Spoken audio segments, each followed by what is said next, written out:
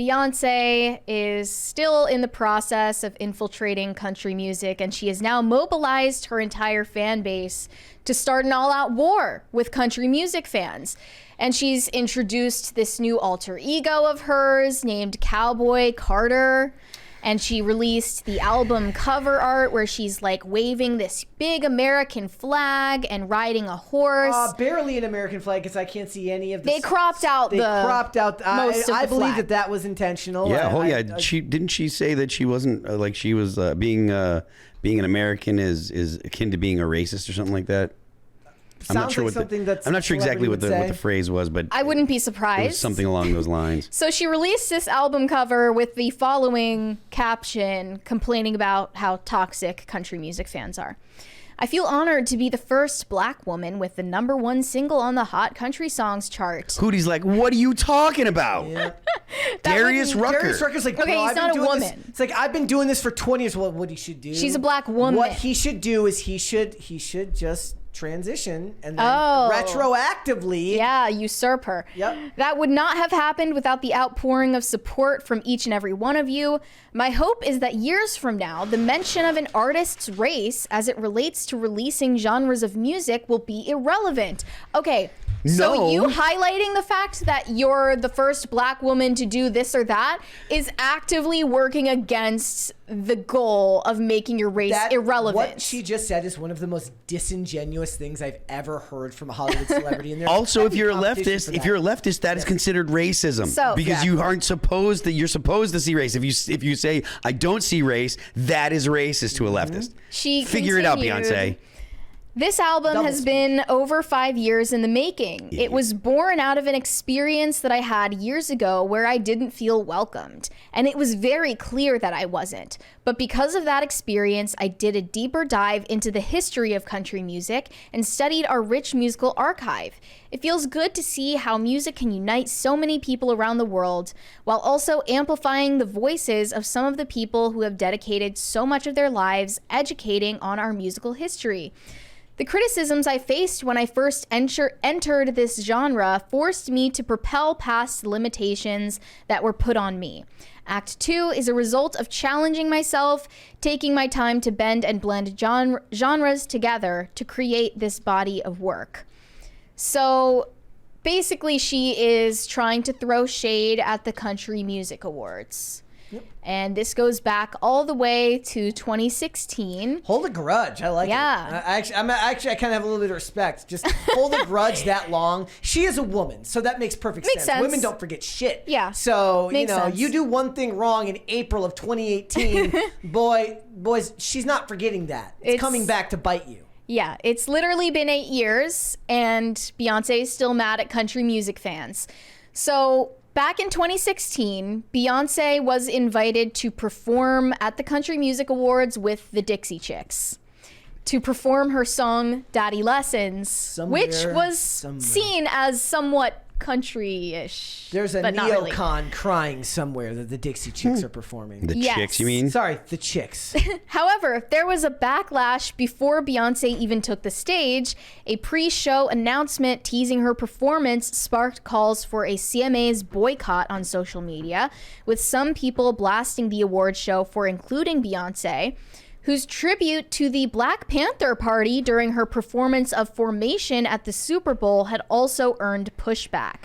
Some viewers also called for a boycott due to the inclusion of the Chicks, formerly known as the Dixie Chicks, who famously pissed off country music by criticizing George Bush at the height of the Iraq War. Well, if criticizing George Bush makes you a bad guy. And after the performance, there was no mention of Beyonce's appearance on the CMA's website. I got a $20 one here from Just Cause I'm Free. Is it I'm Free? Yeah, Just Cause I'm Free. Beyonce's Texas Hold'em is country like Brokeback Mountain was a Western. Both make me nauseous. That's really good. No, they called it a hey-ho clap stomp song. Like, it's not good. It's okay, so right now, depending on your YouTube algorithm, it's just all people dancing to that song. And all I picture is all of the country, all of the cowboy hat sales that have been made by companies as influencers buy the hat that they're going to wear one time to make that video and then throw away. Yeah. I just don't understand it. I feel like Beyonce has been overhyped for the longest time, and you're just not allowed to criticize anything she does. Yes. It's weird. It's like Bob Dylan and the Beatles, but all over again. Yeah, and it's not a good song. So there was an image that I saw that somebody made on DeviantArt of oh no, it's the Beyonce. No, it's the Beyonce. It's the Beyonce cover, except for it extends the photo and the American flag is burning. And that's the long and the short of it, right? Like they don't actually, like, her fans don't like this country, I'm guessing, and believe that it's systematically racist and that it's evil, and that doing country music is just another way to help the progressive agenda because all that came before it must burn. Because they need to take away things that are culturally relevant to normal Americans and need to destroy them on the inside and wear them like a skin suit, which is exactly what's happened to a lot of churches. And they cannot create, they can only destroy, as the saying goes. Yeah, I think if you asked the Beyonce fan base, you would find out that they have disdain for this country, and they also have disdain for people who like country music, and they get extreme satisfaction out of feeling like they can infiltrate it. I also saw that Azalea Banks was saying that basically Beyonce is successful because of her capitalist, basically like Here's her what capitalism is the reason that she's successful. Azalea Banks said, like in 2024, is being the first black woman to have a #1 on the country charts an accomplishment when you've clearly used your capitalist advantage to smother out currently existing black artists in country music who have been grinding for years but don't have money to spend on fruit plates and backstage passes to Grammy voters. If you want to do anything, you want to create anything at all, it is totally worth your time to do it in a way that pisses off leftists so you don't have to deal with that crap. They're just put them out of your mind right away. As soon as she was talking about capitalism, you know that the whole argument is based on leftist politics. Well, she's saying, Azalea Banks is saying Beyonce is being a pick-me for white people and for the music industry in general. But then other people have this theory that Beyonce is leaning into a Murica aesthetic so that she can capitalize on the upcoming nationalist uprising in this country, and she'll be trendy. I think that is some really, really, really, really far-fetched storytelling. I don't see that happening. Beyonce goes full Murica, and all of a sudden everyone turns into a patriot. How easily influenced are you from celebrity prowess? It's simple. Beyonce's camp is anticipating a pro-America movement because the political narrative is shifting, thus capitalizing on the potential future. I think that that's wrong because neither Beyonce nor most people that are in the media and in the music industry, they're not that forward thinking. She would not put herself in a position that's dangerous like that. Because if you're wrong about whether the pro-America thing is coming, if she's wrong, she ruins her career for half a decade. So it's way better for them to wait and be slow and respond because it's safe. If you try to lead on that kind of stuff and you're wrong, you're doomed. So that person's just crazy.